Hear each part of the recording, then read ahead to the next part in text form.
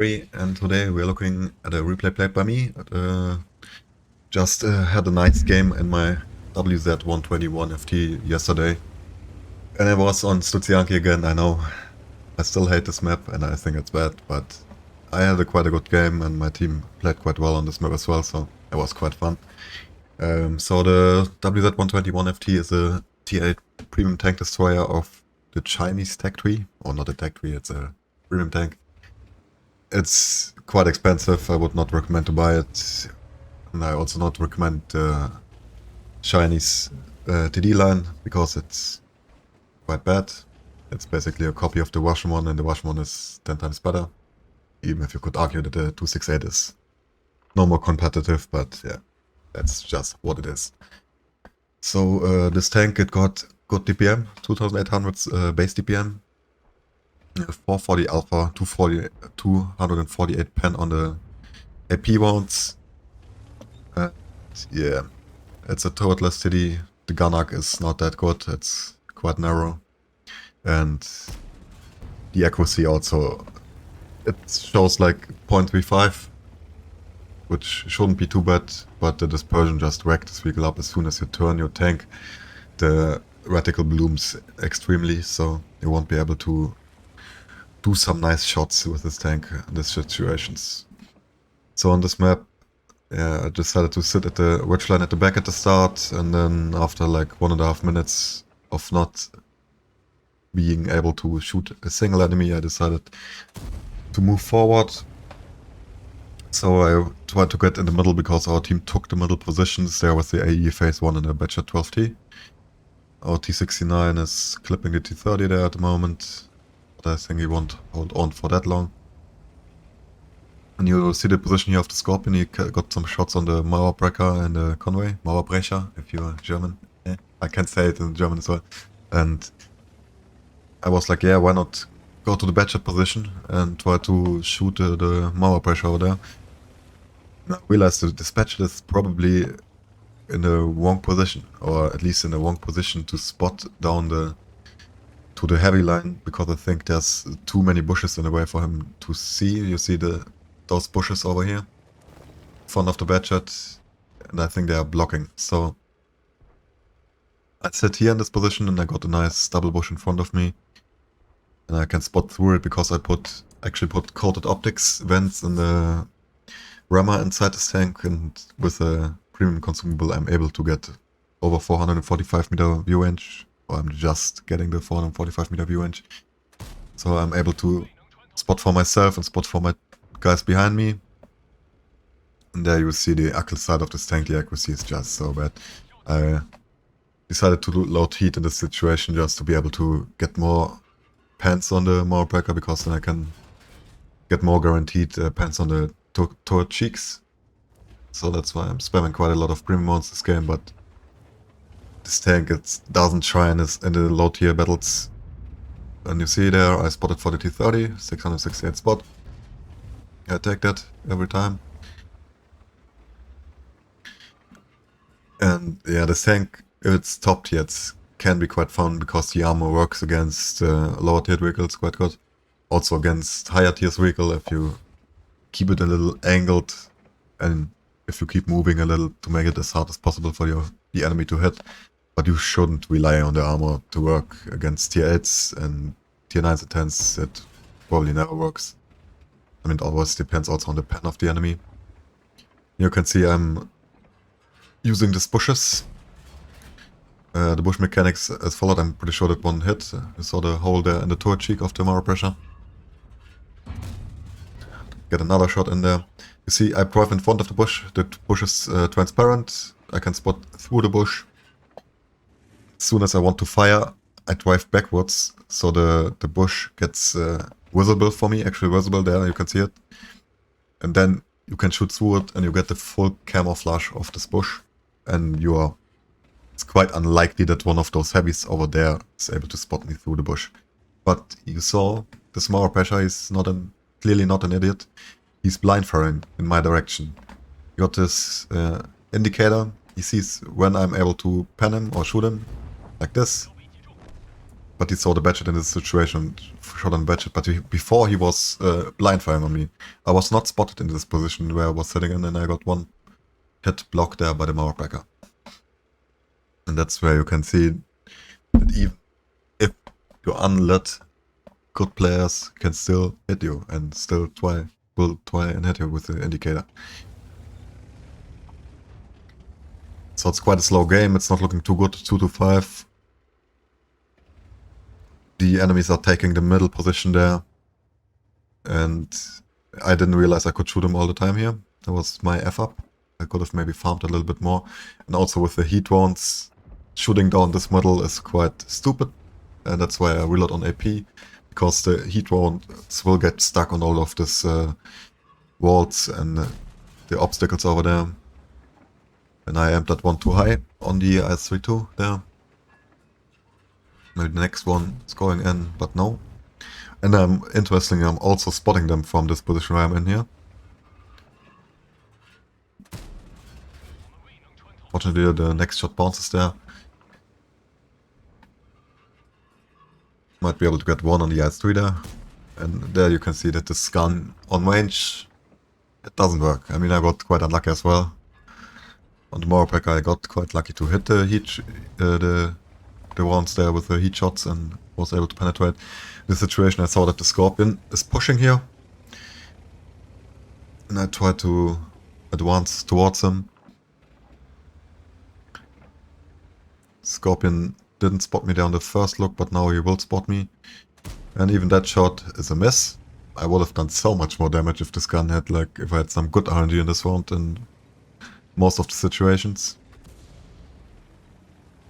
And instead you're not RD safe, that's also quite unfortunate. So I decide, should I get spotted there all the time by the Scorpion, or should I just push in and try and get him out of this position to be able to get unspotted? He's driving backwards there and he's not even shooting for me. I also got lucky with the fire there. Then the Brusque is turning in. Unfortunately, he's finishing off the AE phase 1. And in this situation you have to make use of your DPM and try get as many shots into your enemies as possible. And also keep moving to avoid artillery as much as possible. And then I found the ISU and I get some pain. That's 700 damage. Took 700 damage from him. My shell, of course, misses. But I would to be honest, if I would have died in this situation, I would first look at this. It's Brusque. See that the armor can work. It's able to finish him off before he kills me. And you can see that the turning speed of this tank is not even that bad. So even with this medium tank, he should have, like, it was a misplay by him. He should have closed the distance on me. So I'm no more able to turn fast enough, and then he would have gotten easy kill on me, but it was just bad play by him, so I survived.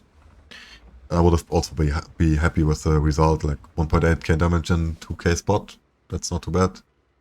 48 tank in this situation here, on this map especially. So, yeah.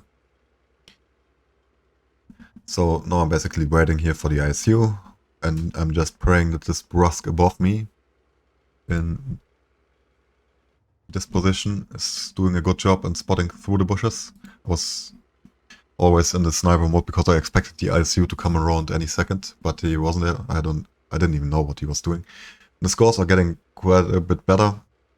Now, unfortunately, our 430 died. But I think the SDRV is doing a quiet job there from the ridge line, and he supported the 430 there on the side as good as he could. So, yeah. And now it's like 2 tier 9s on our side, the T30 and the Standard B, which we are waiting for to do something. We just have to try, lure them in and wreck them as they come in. But unfortunately I lost too much HP here by the ISU. And that's kind of the worst thing about those, all of the TDs, that they're lagging HP. Like 1100 HP. It's just too bad to do the close range fight. I would consider doing way more close range fight in my TDs if they had just had enough hit points, but yeah, in this tank you got shot by an IS-3 twice and then you're one shot.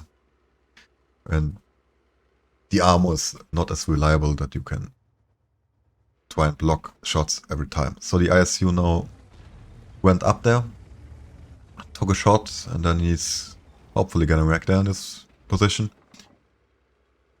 And that was actually interesting. I spotted him through the building. I don't know how that happened, but I got like 900 assists. I really don't know how it happened, but I tag it, of course. And then I'm also able to finish him off. That feels good because he wrecked me before. And now something interesting here, the T-30 coming in from above. I tried to close the distance. I wanted to keep moving in this situation because of artillery, because the T-30 spotted me.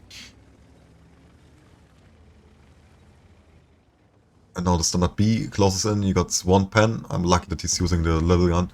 He could have high-rolled there with the big standard B gun, and then I would have died in this situation. And our artillery blind fires the T-30 and splashes him around the corner and finishes him off. So some nice team play here. The Rusk played quite good behind me, with his spotting there on the enemy tanks. And also the artillery did the right thing and tried to get rid of the T-30. So we won this side now. And the enemy is doing quite a bad push there into our base. The Mara Pasha losing all of his HP there on the STRV. But it's also hard to spot this STRV in this position. Our Rusk is now able to take out enemy artillery. That's very good, so I can play a little bit more freely. And in this situation, I also didn't play that good because I didn't realize that I had shots on the IS-3 all the time. Or it's not all the time, the STRV actually shot the building in front of him, but I didn't realize that. And to be honest, I should have died in this position when the IS-3 shot me there. I was just lucky that I blocked the shot. And I was able to survive it.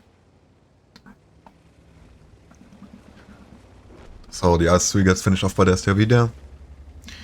I pop up here. Try to get some spotting on the IS-3 too. I got lit here in this situation. I had no idea where he is. So I pinged where I supposed he is. And he was actually right in front of the STRV. And he used the house to block the vision from the STRV. So well played to him. So we got another shot there. And that's 3k damage. And that nets us 6k combined and 1580 blocked. Which is a very good round here. And yeah, let's just take a quick look at the post-game stats and wrap it up. So guys, here for the post-game stats, I was able to achieve an ace tanker in this game. It was my 8th game, so I was quite happy getting it in the first 10 games playing this vehicle. I got 6.5k combined. I got one blind shot in as well on the Mara Pasha, I think. Yes, it was on the Mara Pasha. So I farmed this guy quite a lot. We got 1580 blocking, which is not too bad. And we're top on our list, 1465 experience. And also got quite some nice credits. If you were looking at the bonuses though, I got like 67k for personal reserves and 50k for the missions. So it's like 120k less here. So 64k or 65k profit only. If you consider I'm playing with a premium consumable, and also fired quite a lot of premium mounts, as you can see here, 42k minus, that's quite a big number. I still made quite a good profit there, and I'm quite happy. So guys, thanks for watching. Check out my Twitch channel here. You can see it all the time. Check it out. I'm really happy if you come by, leave me a follow. And if you like my videos, why not subscribe on Twitch, subscribe on YouTube as well, to be able to see when they are coming up. And I wish you a good weekend and see you on the next episode. Bye bye.